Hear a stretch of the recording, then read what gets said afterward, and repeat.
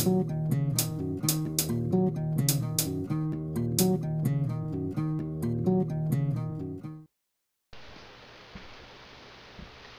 friends, it's me, Wayman29, and this is a video going out to Jacob and the idea of support for Israel. While I have some support for Israel, I believe that a lot of political reasons can be used to justify why a formation happened, including Stalin's support of the formation of Israel. And I know a lot of evangelicals out there think that good fortune is linked to the support of Israel, and it's taboo to not support Israel in anything. I would like to ask what happened before the formation of Israel? What happened when we did not support Israel?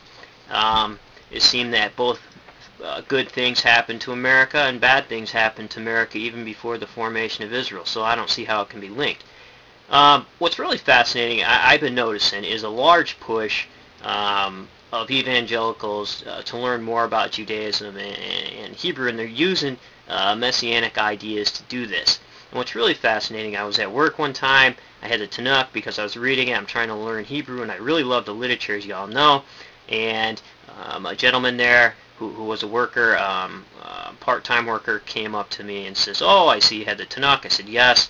And we got into a little discussion. He said, you know, I have a pastor and blah, blah, blah, and we're the best friends of Israel. And I said, well, what belief system are you? And he says, well, I'm Baptist.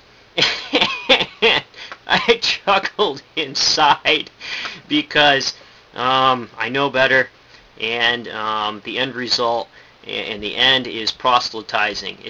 It's not for the well-being of the Israelis themselves, and the Israelis know that. A lot of the extremist groups from evangelicalism send money over, send red cows over. Some of them even support the Zionists who are building illegal settlements and really trying to force the apocalyptic end.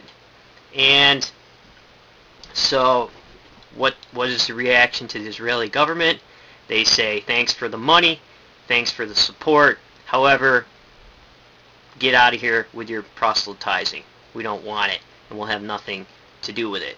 And the Christians holler, oh, we're being persecuted, but that's the way it stands today. So that's what Israel says. Thanks for the money, thanks for the support. We're glad that all you evangelicals really like us and support us, because we love the nuclear weapons and we love the financial support. Keep sending it over. However, do not proselytize. And that seems to be the issue. So that guy, he gave me, it says right on the top here, I don't know if you can see this paper, kind of played along, it says Middle East Report in Israel, it's all underlined. And what he did was, he got a bunch of chick tracts and copied it off for me. And this is a romanticized version of the creation of the history of Israel. And I've seen Jacob discussing another romanticized version where this advisor runs into Truman and says such things.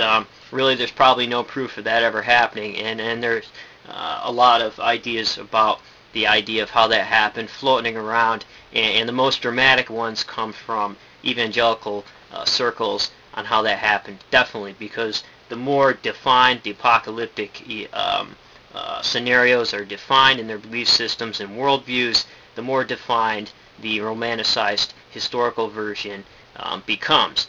And here, it's a bunch of chick tracts on how it all happened, and basically here we have a bunch of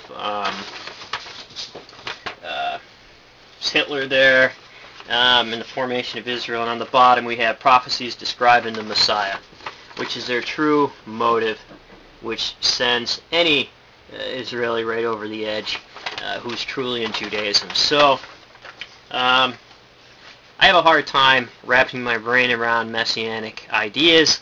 You're either Christian or you're Jewish, no in between, and I believe that Judaism sees it that way.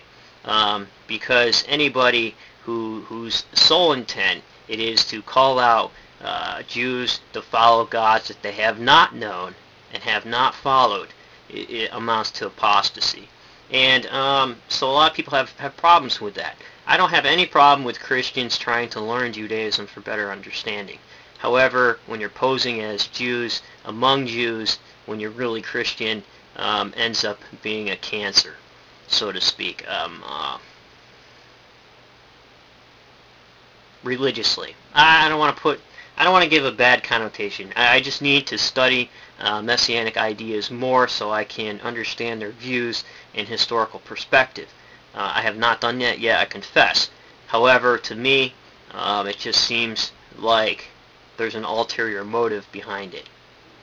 So that's my view of the topic, and I would hope that people make foreign policy without the book of Revelation beside it, because things need to be done properly. And I would hope that someday the state of Palestine would also be established and built up as the state of Israel was formed. Here you have the Palestinians going to the UN. They cannot get a state voted in, and nobody will support them. So there's definitely, and Saudi Arabia has tons of money to do it. However, they never push it, which I always wonder why they haven't. And the people who did live in Israel are now in concentration camps. So, you know, it's definitely a big problem that people need to work on, and it'll get more and more interesting as time goes on. And I believe it doesn't have anything to do with prophecy. It's just has everything to do with the evangelical worldview, which can cause a lot of issues if a person with evangelical worldview is ahead of making government policy. So take care, friends, and remember, if everybody's thinking alike, then somebody isn't thinking.